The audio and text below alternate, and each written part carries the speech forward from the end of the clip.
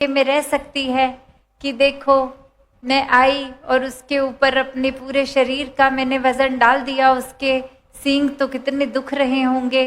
और जब मैं चली गई होंगी उसको कितना आराम मिला होगा कि वो अब वजन नहीं है। पर यहाँ ये सहज में ही बैल, उसको तो ना उसके आने का कोई फर्क पड़ा ना जाने का। तो भाव यही जीवन में हम भी कभी कभी वो बैल रूप का ही एक तरह से अगर जीते जाएंगे तो बहुत ही वो सहज जीवन बनता जाएगा, जहाँ इस परमात्मा के ही प्यार में चल भी रहे हैं, कार्य भी कर रहे हैं, जिम्मेवारियां भी निभा रहे हैं, प्यार हर एक से होकर बनकर बांट भी रहे हैं। और फिर परिस्थितियां कैसी भी आ रही हो जा रही हो, ये एक दूर से ही या फिर ये आकर जाने वाली बात की ये फर्क उस तरह मन पे नहीं, ना एक मन गम में डूब रहा है ना उचित खुशी का एहसास। ये बस प्रभु के रंग में कि जो परमात्मा कर रहा है वो ही हमारे लिए उचित है। तो वहीं अगर कभी कभी मन हमारा ये उस मक्खी की समान भी सोच ले रहा है कि देखो हमारी वजह से किसी को आराम मिल रहा है या किसी को बेचैनी मिल रही है, तो ये भी भुलेखा हमारा अपना ही है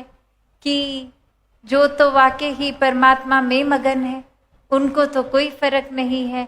और अगर ये कोई काम हम कर रहे हैं तो अगर उसमें भी दो हिस्से की अगर हमें लगता है अच्छा काम हमने किया, तो भी वो अगर शरीर वो बल परमात्मा ने दिया तो ही कुछ कर पाए, वो सोजी दी तो उसका भी अहंकार नहीं। और अगर कोई बुरा काम कर रहे हैं तो वहाँ चेतनता की बात आती है कि ये अगर हम इस तरह से सोचते हैं कि चलो हम कुछ बुरा कर दें और फिर ये इसका भार परमात्मा पे डाल देंगे कि ये भी बुरा काम भी तो परमात्मा ने ही कराया होगा,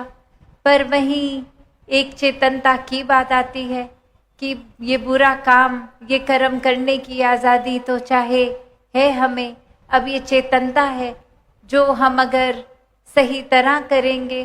तो फिर ये पॉजिटिव ओर ही हमारे कर्म जाते हैं। और वहीं ये सोच के शातिर होके कि बुरा कर भी देंगे और पल्ला भी झाड़ लेंगे, तो यहाँ ये चेतनता नहीं, यहाँ ये दिल दुखाने का काम हो रहा है, यहाँ छल कपट हो रहा है। और जहाँ एक जानबूझ के दर्द किसी को पहुँचाने की बात है, उस मन में तो फिर परमात्मा हरगिज नहीं है, उस सोच में भी नहीं। तो कुछ अगर बुरा कर रहे हैं तो हम ही वो एक डिसीजन एक चॉइस बना के कर रहे हैं, तो यहाँ पल्ला नहीं झाड़ना, गलतियों को सुधारना है, परमात्मा का सहारा लेके। और यही तरीका कि ब्रह्म ज्ञान में जिस तरह बिल्कुल ही सरल स्पष्ट हो गया सब कुछ कि अब तो कोई दो बचे ही नहीं, ये आत्मा परमात्मा का मिलन एक ही है सब कुछ, हर एक में भी कहीं भी सोचे कण कण में, तो बस सब कुछ ही पूजनीय है। अगर हम छोटे तंग दिली में रह जाएंगे तो सिर्फ अपने ऊपर केंद्रित अपना ही भला सोचते रहेंगे, पर जब पूरी तरह परमात्मा के हो जाएंगे, पूरी तरह फिर इस संसार के हो जाएंगे। और भक्त तो हमेशा संसार के लिए ही आते हैं, कैसे हर एक का दर्द एक किस तरह कम करें उसी तरफ ये अपने आप को चैनलाइज रखते हैं। तो मन में कभी भी ऐसे ख्यालों को अगर कोई नेगेटिव थॉट आ भी रहा है तो उसको मन में इतना टिकाना ही नहीं कि मन उसी में फिर डूबते हुए एक बिल्कुल रॉक बॉटम पे हिट करे और किसी तरह इतनी चीज़ अच्छी हमने अचीव कर ली और उसकी खुशी को भी इतना सर नहीं चढ़ाना कि वो अहंकार बन के हमारा ही विनाश हो जाए। तो ये बैलेंस की बात, ये जैसे अक्सर हम ये सोचते भी हैं और एक सुनते भी हैं कि ये मध्य मार्ग हर जगह ये बैलेंस्ड अप्रोच हर जगह ही कामयाब क्यों रहती है? क्योंकि यहाँ हमें एक भी एक्सट्रीम पे जाएंगे तो वाकई ही वो हमारा नुकसान ही कर देगा। तो बात वही कि ये बैलेंस्ड अप्रोच बना के जीवन को चलाना है, एक हर तरह से ब्रॉडर विजन बना के, एक मन को, सोच को विशाल करते हुए हर एक को जब अपनाते चले जाएंगे तो